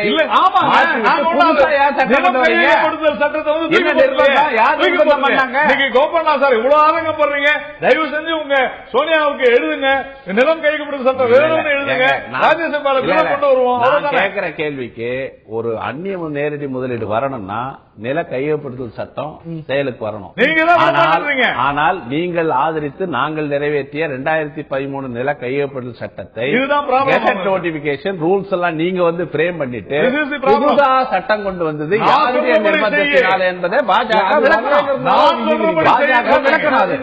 போக்கஸ் சற்று வேற ஒரு விஷயத்துக்கு கொண்டு போக விரும்புறேன். 26 மேற்பட்ட நாடுகளுக்கு பயணம் பெறுகிறார். ஆனா நீங்க எஃப்டிஏ வந்த திசையெல்லாம் பார்க்கும் பொழுது அவர் பயணம் போனார். அதனால அவருடைய அஜெண்டால முக்கியமான ஒரு விஷயமா எஃப்டிஏ இன்ஃப்ளோவும் இருந்தது. நான் இவருடைய பயணங்கள் எஃப்டிஐ இன்ஃப்ளோவை அதிகரித்திருக்கிறது அப்படிங்கிறதுக்கான ஆதாரம் இல்ல. நீங்க அதிகரித்திருக்கு அப்படின்னு ஏத்துக்கிட்டாலும் கூட பிரதமருடைய முயற்சி, பிரதமருடைய பயணம் இது இவ்வளவு பலனை அளித்திருக்குன்னு சப்ஸ்டான்ஷியேட் பண்ற மாதிரி இல்ல. இல்ல ஒரு நாட்டுக்கு அவர் செல்லும் பொழுதும் என்ன மாதிரியான டீல்ஸ் வந்திருக்குது, எத்தனை லட்சம் டாலர் உங்கள்ட்ட இல்லாத இருக்கலாம். ஜப்பானுக்கு போயிருக்காரு, சிங்கப்பூருக்கு போயிருக்காரு, ஜெர்மனிக்கு போயிருக்காரு. இங்க இருந்தெல்லாம் பெரிய இன்ஃப்ளோ வரவே இல்லை. இல்ல சார், பெரிய இன்ஃப்ளோ சின்ன இன்ஃப்ளோன்றது நீங்க பாக்காதீங்க, மொத்தமா பாருங்க. உங்களை மாதிரி ஒரு ஊடகவியலாளர் இந்த கேள்வி இருக்கு பாருங்க. ஒரே இவர் போன உடனே பின்னாலேயே ஒரு பிளைட்ல பணம் அனுப்பிச்சிருவாங்க இல்ல. இந்த ஒரு வருஷத்துல 40% இன்ஃப்ளோ இருக்கு அப்படின்னா அதுக்கு கிரெடிட் எடுத்துக்கிறீங்க. அதுக்கு பிரதமர் பல நாடுகளுக்கு போனார்னு உங்க செய்தியாளர்கள் சொல்றாங்க. இது சரியான கேள்வி நினைக்கிறீங்க? அப்படி அதுக்காக நீங்க என்ன சொல்றீங்கன்னா பிரதமர் போயிட்டு இவ்வளவு டீல் போட்டிருக்கோம்னா 6 மாசத்துக்குள்ள எல்லா பணமும் இங்க வந்துடும் சொல்றீங்க. நீங்க அக்செப்ட் பண்றீங்க. முந்தைய அரசாங்கத்துடைய முயற்சியால தவறு. இந்த அரசு முடிச்சிருக்கிறது. இன்னும் ஒரு வருடத்துக்குள்ள பலன் கிடைக்கும். உங்களுடைய முயற்சியா பிரதமர் நீங்க ஒரு விஷயம், நீங்க அவர் சொன்னதுபடி நிலம் கையகப்படுத்தல் மசோதாவை எங்கே இந்த அந்நிய முதலீடுகள் குவிந்து அதனால் தொழில் வளர்ச்சி பெருகி அதனால் வேலை வாய்ப்பு கிடைத்து நாடு ஒரு தனி மனித வாழ்வாதாரத்தை பெற்றுவிடுமோ அதிகமாக பயத்தை தான் காங்கிரஸ் பயப்படுறாங்க. அதை கொண்டு வர மாட்டேங்கிறாங்க. நான் என்ன கேட்கிறேன், அது ஒரு கருத்தை மட்டும் நான் சொல்ல விரும்புறேன். பிரதமர் என்ன சொல்றாரு, இன்னைக்கு பொருளாதாரம் முன்பை விட இந்த சிறப்பா இருக்கு, குளோபல் ஃபேக்டர்ஸ் இருக்குன்னே வச்சுப்போம். பணவீக்கம், IMF போன்ற அமைப்புகள் இன்னைக்கு சர்வதேச பொருளாதார நிலை இதுக்கு ஒரு ஊக்கியா இருக்கு, மாற்றுக்கிறது. ஆனா இந்த அரசாங்கத்துடைய முயற்சிகள் இருக்குன்னு இண்டிபெண்டன்ட் ஏஜென்சிஸ் பல ஏஜென்சி சொல்லும் போது அதை ஏன் நம்ம மறுக்கணும்? இன்னும் என்ன சொல்ல போனா கரப்ஷன் இந்த நாட்டில் ஒரு மிகப்பெரிய ஒரு பிரச்சனையா இருந்திருக்கு. ஃபார் த ஃபர்ஸ்ட் டைம் இன்னைக்கு சமீபத்தில் இல்லாத அளவுக்கு சைனாவை காட்டிலும் கரப்ஷன்ல இந்தியா வந்து சிறப்பா இருக்கணும். அந்த கரப்ஷன் இண்டெக்ஸ்ல சர்வதேச அளவுல போடப்படுறதுல கரப்ஷன் இந்தியால பெருமளவுக்கு குறைஞ்சிருக்குன்னு ஒரு சர்வதேச தராய்வு சொல்லுது. இவையெல்லாம் பொருளாதாரத்துக்கு ஒரு ஆரோக்கியமான குறியீடுகளாகவும் அரசாங்கத்துடைய முயற்சியுடைய பலனாகவும் ஏன் பார்க்க கூடாது? இல்ல இந்த ஊழல் பற்றி ஏற்கனவே நிறைய குற்றச்சாட்டுகள் சொல்லப்பட்டு நாடாளுமன்றம் முடக்கப்பட்டு எந்த நடவடிக்கை எடுக்காத வியாபம் ஊழலை விட நிறைய ஊழல், மத்திய பிரதேசத்துல ஊழல், ராஜஸ்தான்ல ஊழல், மகாராஷ்டிரா மாநிலத்தில் ஊழல், ஆனா எந்த நடவடிக்கை எடுக்காத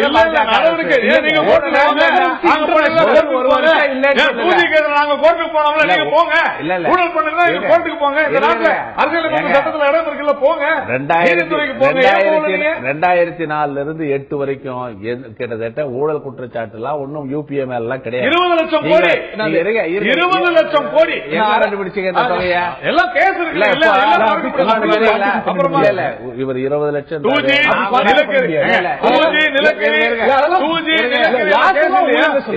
அது ஊழல் தானே சார்?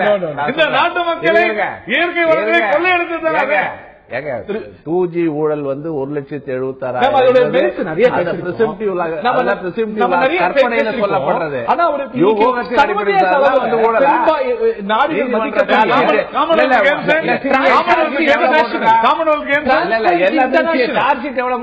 பாருங்க 20 லட்சம் நீங்க பாட்டு சொன்னா தராய்வு நிறுவனம் போன வருஷத்தை காட்டிலும் இந்த வருஷம் ஊழல் வந்து இந்த நாட்டில் பெருமளவுக்கு குறைஞ்சிருக்கு. ஃபார் த ஃபர்ஸ்ட் டைம் சைனாவை காட்டிலும் இந்த பாராமீட்டர்ஸ்ல ஊழலாகட்டும்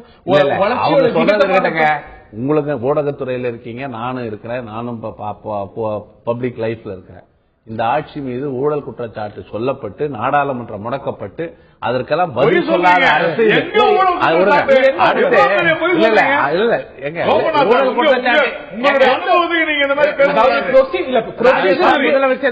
குற்றச்சாட்டு இல்லையா? லலித் மோகன் விவகாரம் என்னாச்சு?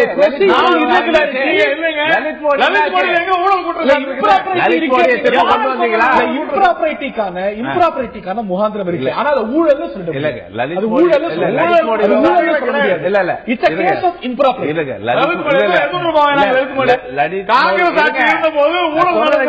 லலித் மோடி விவகாரத்துல பங்குகள் வந்து 10 ரூபாய் பங்குகளை 1 லட்சம் ரூபாய்க்கு வாங்கின விவகாரம் எல்லாம் ஊர் பக்கம் பேசி எல்லாம் ஓஞ்சி போயிட்டாங்க. யாருமே எந்த நடவடிக்கை எடுக்கல, எந்த நடவடிக்கை எடுக்கல. நாங்கெல்லாம் ஒரு குற்றச்சாட்டு சொன்னா பதில் சொன்னோம். இந்த பிரதமர் வாயே திறக்கிறது இல்ல,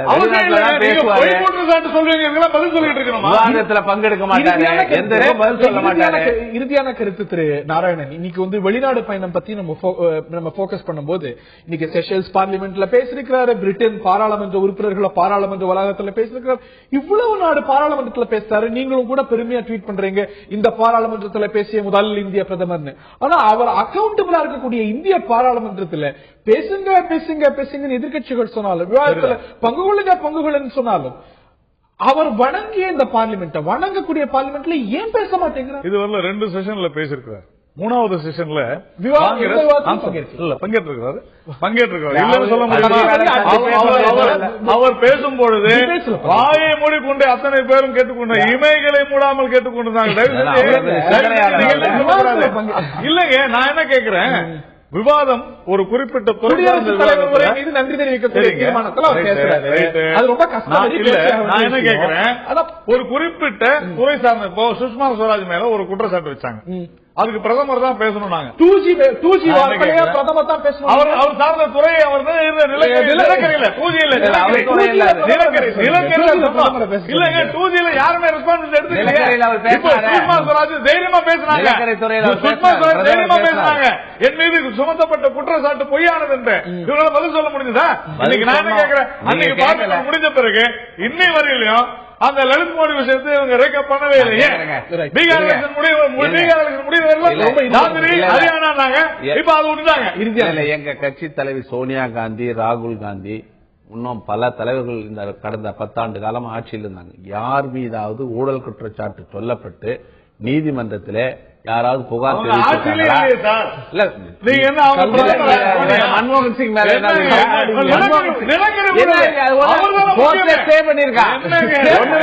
அவருடைய நேர்மை நிரூபிக்கப்பட்டது. இல்ல, மன்மோகன் சிங்கை போன்ற ஒரு நேர்மையான மனிதரை நாடே பார்க்காது. நரேந்திர மோடி பிரதமராக வச்சிருக்கிற நீங்க மன்மோகன் சிங்கை பற்றி பேச என்ன உரிமை இருக்கு? லல்லு பிரசாத் யாதவ் குற்றவாளியோட ஏன் கூட்டம் பேசுங்க? அது பதில் சொல்லுங்க. நீங்க ஜெயலலிதாவோட